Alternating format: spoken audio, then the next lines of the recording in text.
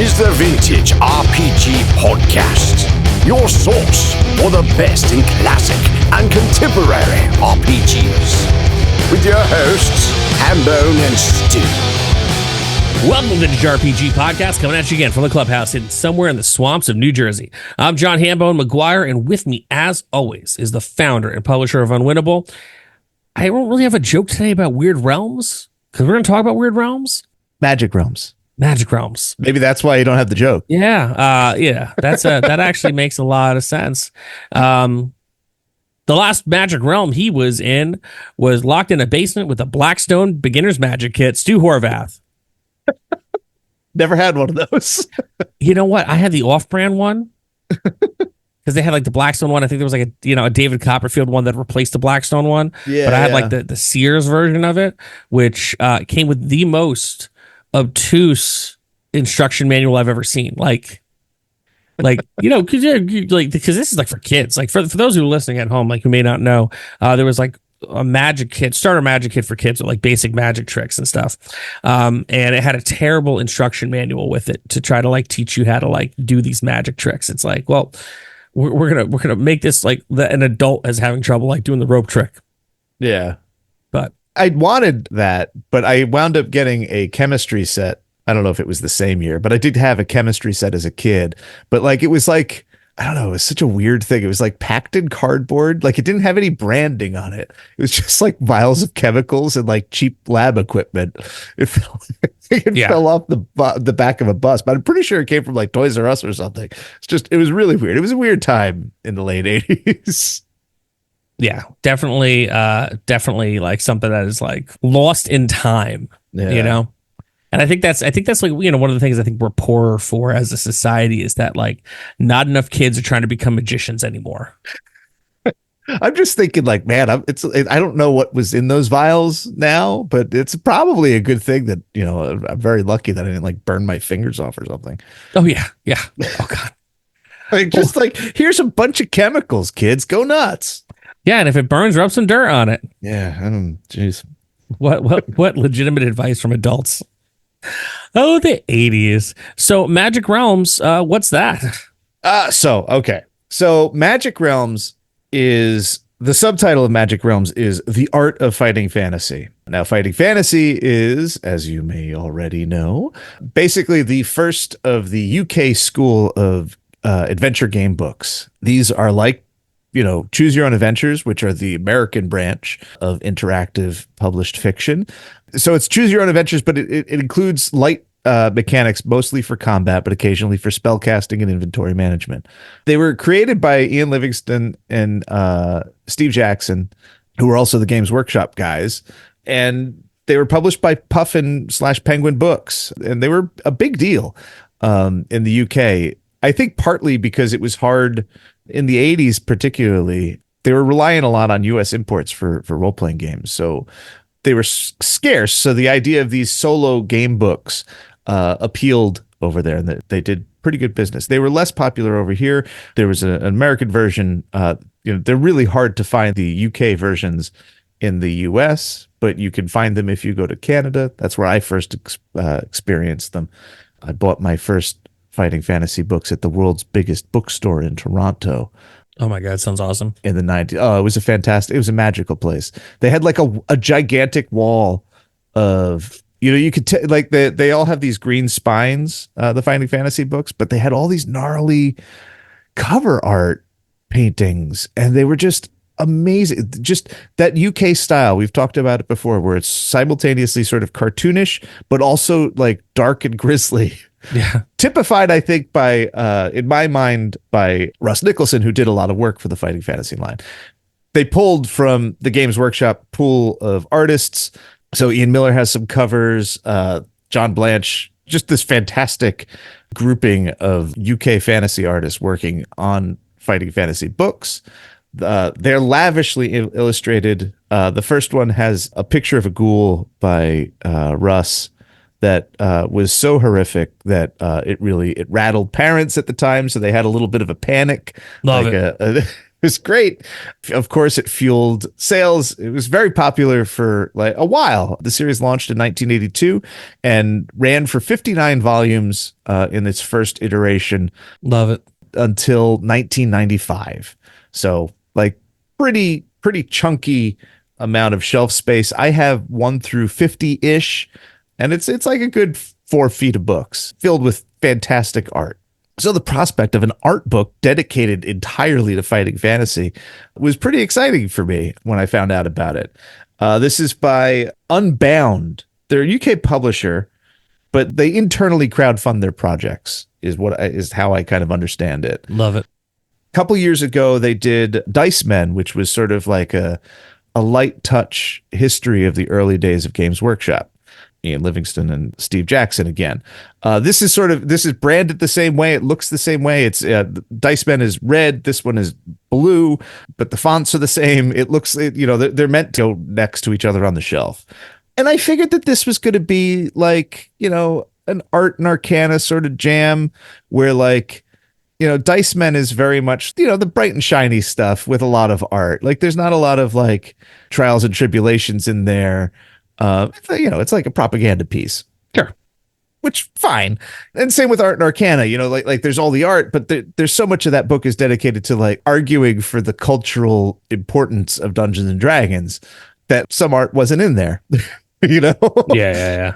I was thinking that it was going to be something along the lines of that. And I was usually, when I assume something going into it, I'm wrong. And that's the case here. Magic Realms is not like that at all. It is literally the art of fighting fantasy. There is very little text in this book. It's fucking glorious. Ooh, it's a coffee table book. I love it. Oh my God. There is so little words. It's just wonderful. Basically, they take the major artists, they arrange them in alphabetical order, and you get a 1 to 2 page essay sort of giving you context for their work.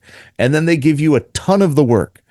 Fighting fantasy books generally had full page but paperback illustrations. So basically, because this is a larger format book, like the size of your average, role-playing book, they get 4 up on each page. Oh, In the case of John Blanche, they seem to manage like he did so many illustrations and they're so intricate. I think they have 14 up or 12 up on one page. It's amazing. But it's just page after page after page after page of just banger art. It is almost overwhelming the number of amazing illustrations that this 400 something page book. It's not even 400 pages. It's 350 pages. How did they get all this art in here? Lovingly and excitedly. And it also doesn't just cover the original series. I guess depending on how you count it, there are 5 different iterations. After Puffin did the thing, the series went to a company called Wizard. They did 2 different series, and then Scholastic picked it up. And I'm pretty sure there's 2 different discrete Scholastic series as well. And, all of that stuff, it becomes more and more modern. I really like some of the later art. Unlike Dungeons and Dragons, which I think that there are distinct periods of D&D art where you could be like, that's 4th edition, that's 3rd edition, that's 2nd edition. I think that Fighting Fantasy, even though you could clearly tell mostly by the title treatments what years these are from, but I think that the art, especially in the Scholastic series, has this knack for being new yet hearkening back to the old in a way that makes it feel like one of a piece, which is cool. Like when you flip through this, like they make no distinction about what series the major artists worked for. You just get all of the art and it all feels cohesive. Love that. And it's great. And that's a real a major accomplishment for something that's like been around for 40 years. And I don't think that any other property that I could think of off the top of my head really does that successfully. It's much more typical for things to sort of fit into eras, but that doesn't happen here. Anyway, it's a fantastic collection of art. There's just so much of it. It's 350 pages of just like top tier fantasy art. And like, it's one of the best role-playing game art books like I've ever encountered. Like, it's just like, I had no idea that it was. I just figured that like it was going to be like some art, and the rest was going to be like, oh, interesting. But like I would have like that disappointment I often feel when I get like an art book where it's just like, why isn't this 50 more pages? And so I could have 50 more pictures. Yeah. This is just a slam dunk all the way through. It's just like page after page. Like I couldn't look through it all in one sitting. I had to do it in 2 sittings. Really? Yes. There's just so much, and it's all fine line black and white ink work. So it's like there's a lot of detail in Martin McKenna, and like there's just so much like Russ. There's pages and pages of Russ, and all that heavy black line work. It's just there's just so much to absorb that you have to take a slower pace than like, I don't know, literally any other art book that I've ever looked through. I could do it in like an hour. This one was just like 2 evenings, 2 cups of tea. Oh man, that page is like holding on for dear life with the sheer volume of black ink put into that piece of paper just from Russ alone. I mean, the beauty of like fighting fantasy art is that it's like there's such a texture to it. Like you could almost feel the grit of the original art, which is, it's interesting nowadays. Like when you look at, hand drawn art, like my wife is a comic book artist, right? And you can see like when she inks, like you can see the texture of her hand in the inks. And then when it, gets processed to go into the comic, like it's everything's smoother, everything's like the black is just silky and black. But the beautiful thing I think about the fighting fantasy stuff is that like even down the line as it's processed and put into these books, like you swear to God, you could still see like the stroke of every pen and every pencil in those pieces, Yeah, and because, like I said, the original illustrations, I don't know what the original illustration size was, the actual physical piece of art, but when they were published, they were, paperback size, full page paperback, and, highly detailed cross-hatched style fantasy art. When they put 4 up, though, they have to shrink them slightly. Yeah. But then because they do that, it has that magical Arthur Adams thing happens where they because they're shrunk, they're cramming all of that like detail into a slightly smaller space, and it becomes like it's hyper detailed. I don't know if Arthur Adams is a fantastic comic artist who worked big and always like shrank his stuff so it looked impossibly detailed. I love it. I mean, it is impossibly detailed when you look at it, and that's why he's like a slow artist and who hasn't really produced like a ton of like work. But there's something about the way that his reproduction process makes his like accentuates the detail. And something like that is happening here. The Martin McKenna illustrations, they just look, they're so richly detailed. They have like just like this dimensionality he managed to inject into the compositions. They look like reliefs. Like if I touched them, they would have texture. It's crazy to think what kind of like budget or like time turnaround these were produced under, because there's just literally so many brush strokes, pen strokes on these illustrations. I can't imagine them how he did, I don't know, 40 of them for a book. Like it's wild. It was probably, a different time with different budgets and all that such. But fantastic stuff. Just like so good. Oh my God, this Russ Nicholson with the giant from Dungeoneer is just like, it's like so God, there's so much stuff. One of my great regrets of being an independent publisher is that I didn't start like a year sooner, because like by the time I asked Russ to try to get a piece from Russ, he was not in great health, and that was during our 4 attempt to try to record that interview with Russ. Yeah. And God, I remember like talking to Gio, my partner, and he said, well, how much do you think it costs? I was like, who gives a fuck? It's Russ. Like, does he want blood? I'll wash his car. Like, just say the word, It's cool though, because like he did a ton of work at the end of his life, and it keeps popping up in unusual places. I'm doing the 2025 posts, and I just did the photos from Goodman Games, the Empire of the East book. Nice. there's the giant full page Russ in there. And I was just like I was flipping through it. I was like, I didn't even remember that it was there. Like it like just jumped out of the book and surprised me. And I was just like, oh man, he was still like kicking ass at the very end. Isn't it like nice when you find something like that? It's like, yeah, just brightens your whole day. It's like, oh man, he had it to the end, man. Good for him. Just a fantastic book. If you have any interest in fighting fantasy or fantasy art in general, I think that like, yeah, it's fighting fantasy and it's like a love letter to the series. But like, if you like freaking awesome fantasy art, you're not going to go wrong picking up a copy of this book. It's just jam packed with awesome. Well, that sounds like a final thought to me. Yep. So, normally at the very end, I kind of just riff a little bit on like the things I'm working on. I try not to be too like heavy-handed about it, except for that one episode several years back when I think it was like my first Kickstarter.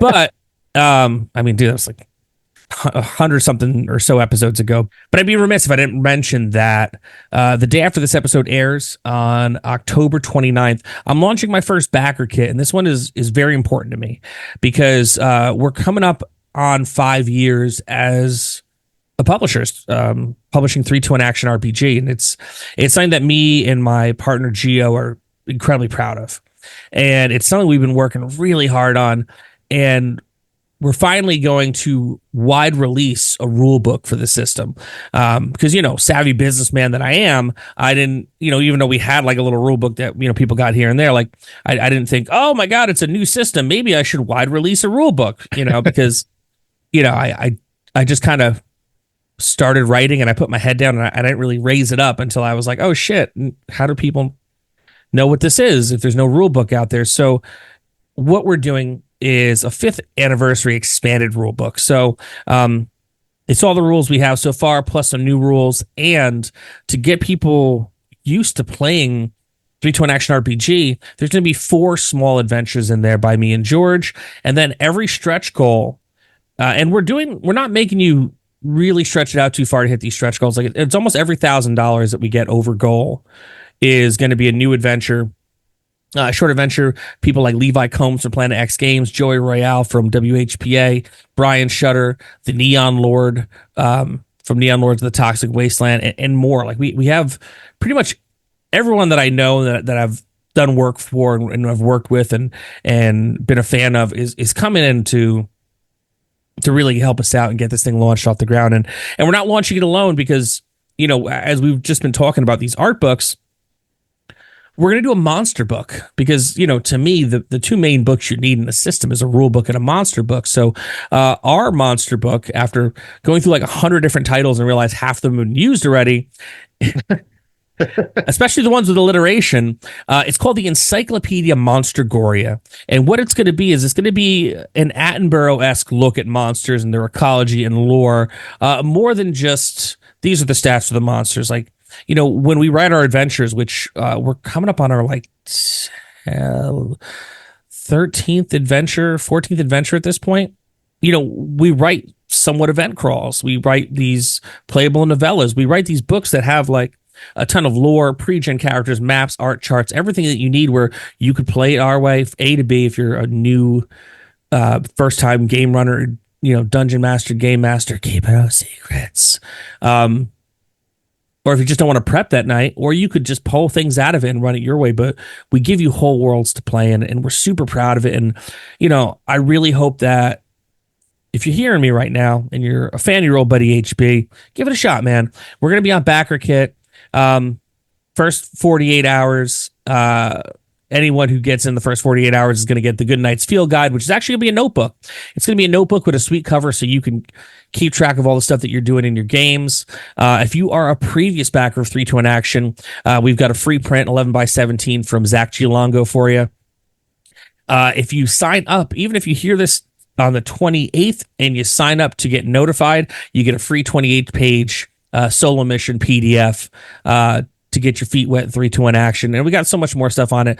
We got a track coming out from Epic Levels that I'll know more about by the time we get done recording this episode. But, if you will, October 29th, check out the 3-2-1 Action RPG rulebook and Encyclopedia Monstergoria on Backer Kit. There's going to be links everywhere. And if you get it early, these books are going to be $35, $40 a piece once they hit like shelves. It's $35 for each book individually on BackerKit, or you get both books for $50 and then whatever else we unlock. So it's a killer deal, and I hope you guys will give me a shot and be a part of it. Anywhere you can find the link, 321actiongames.com. October 29th. That's my pitch. Thank you. Hey, do you think that we've reached the exhaustion point of the alliterative, like, letter role-playing game publication name? I think if anyone stumbles upon something that they could still make work, I mean, I want to say that Bloat was probably the last one to get on Dungeons and Demigorgons. That's it. I mean, it's if you find it now in the year 2024, then good bully for you, man, because everything, all the alliteration, the Stan Lee of it all has been done to death.